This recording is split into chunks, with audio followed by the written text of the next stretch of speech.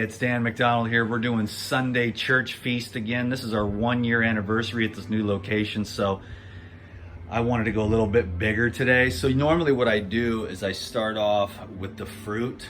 I'll do some oranges over here. These are oranges and tangelos. They're in season right now. Believe it or not, those green oranges are absolutely magnificent inside there. And then these bananas, these are actually Thai bananas, and they are like delicious candy with small little seeds in there. So pretty good variety of banana there. Next, what I'll do is I'll come over and I'll serve up the plates. And what I'll do is I'll just take a little scoop of this DTM special here. This is a quinoa, black bean, and corn dish with smoked chiles. And that's gonna be delicious. It's fairly mild, but it's got quinoa, red, green, orange peppers, corn, black bean, onion, and then some chile seasonings in there. Next is the salad here, which is just a nice simple mixed green salad with cucumber and some carrot on the top there. I've got a vinaigrette there with lemon, olive oil, vinegar, and a squirt of Bragg's liquid aminos.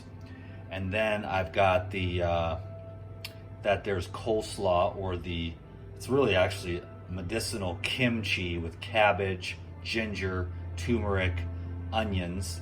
And then here is the pulp crackers. I make these every week. I just save all the pulp, put it in the fridge, and then at the end of the week, on Friday or Saturday, I'll put these together with a little flaxseed, a little pyridine protein, some sea salt, black pepper, and a few other herbs, depending on what I want to make them taste like. And then I dehydrate those for about 18 hours.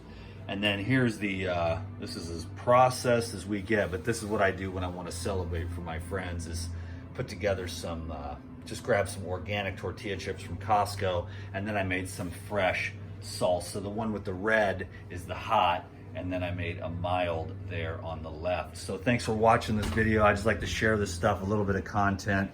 This is organic, vegan food, and I think I've prepared about 15,000 meals since I've been here on the island of Kauai. And it's funny how on the internet everybody's like, oh my God, that'd give me diarrhea. But after serving 15,000 meals, I've never had one single complaint. So everything here is totally awesome, digestible, delicious, and made with love. Can you dig it?